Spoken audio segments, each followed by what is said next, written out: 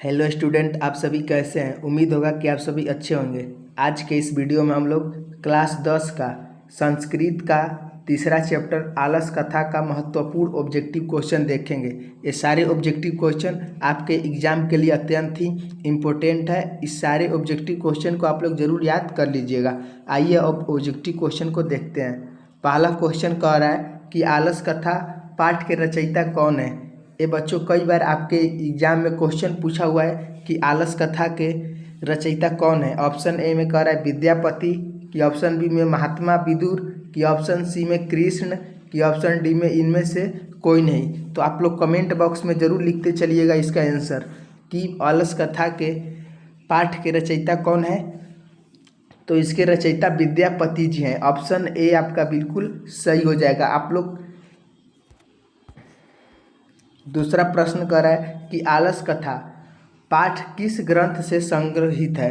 तो जो आलस कथा पाठ है वह किस ग्रंथ से संग्रहित है। ऑप्शन ए में कर रहा है काव्य मीमांसा से, कि ऑप्शन बी में पुरुष परीक्षा से, कि ऑप्शन सी में पंचमंत्र से, कि ऑप्शन डी में कर रहा है हितोपदेश से।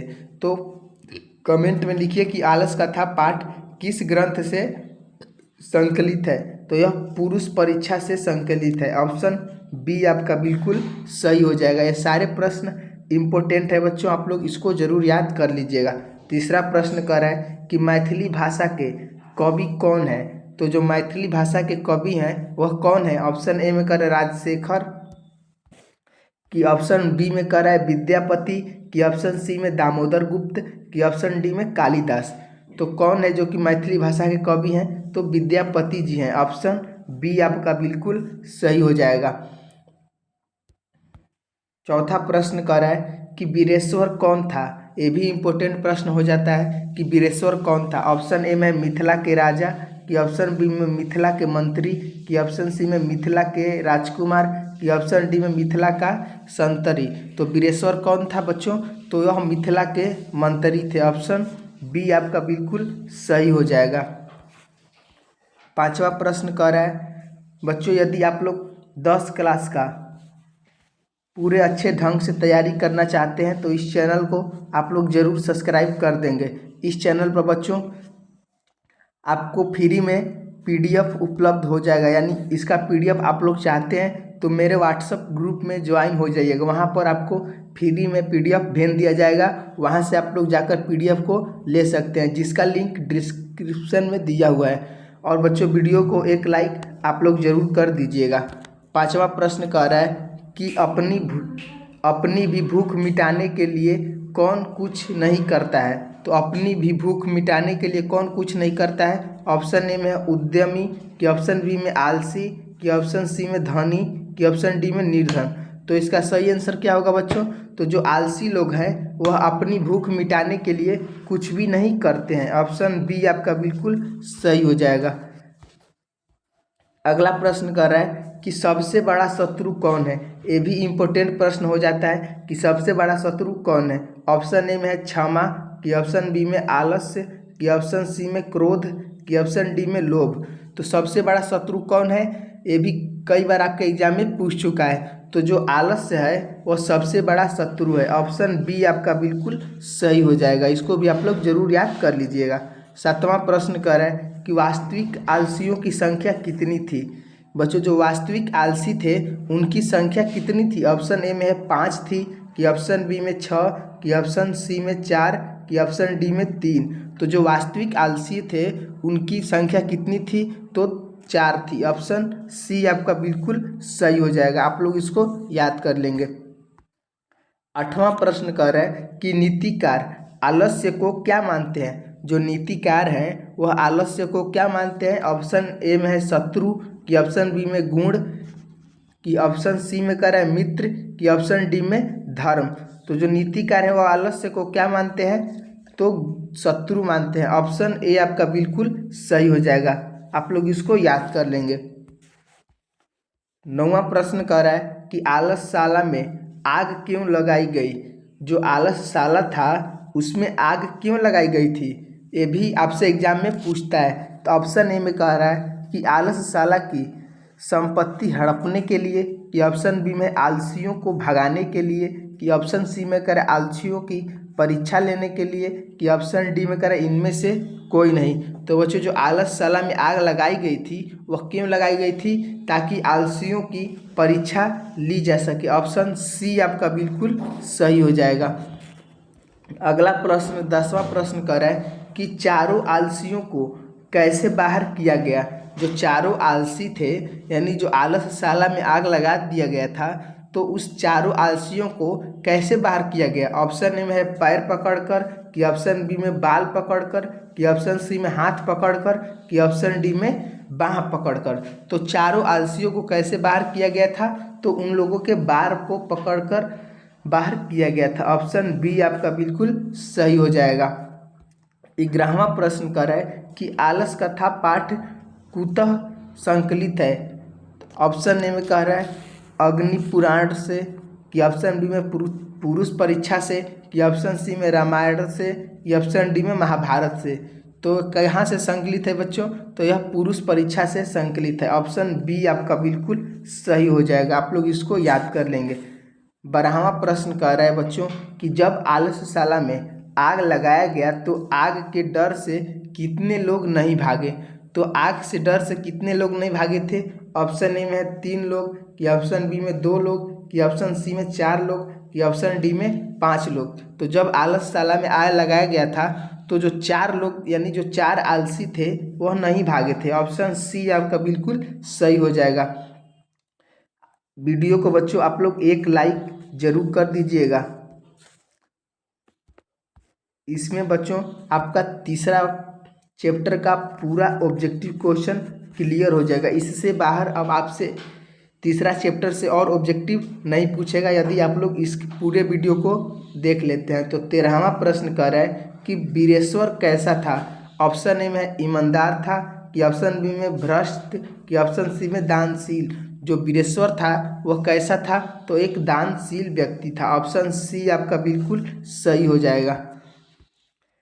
14वां प्रश्न कह रहा है कि पतिरेव गति बाला नाम जाननी गति रिक्त स्थान में कौन पद होगा?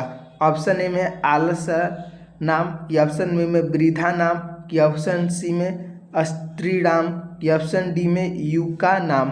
तो कौन सा ऑप्शन हो जाएगा बच्चों? तो इसका सही आंसर हो जाएगा स्त्री नाम। ऑप्शन सी आपका बिल्कुल सही हो जाएगा। 15वां प्रश्न कर रहा है कि स्थिति शौक्र मूला हई के धन के न धवंती जंतव। यह उक्ति किस पाठ से संकलित है? जो स्थिति शौकर्य मूला की के न धवंती जंतव, यह पंक्ति किस पाठ से संकलित है बच्चों? तो यह पंक्ति है जो आलस कथा से संकलित है। ऑप्शन ए आपका बिल्कुल सही हो जाएगा। 16वां प्रश्न कर रहा है कि आलस कथा के अंतर्गत मिथिला में कौन मंत्री थे? ये भी इम्पोर्टेंट प्रश्न है कि आलस कथा के अंतर्गत मिथिला में कौन मंत्री थे?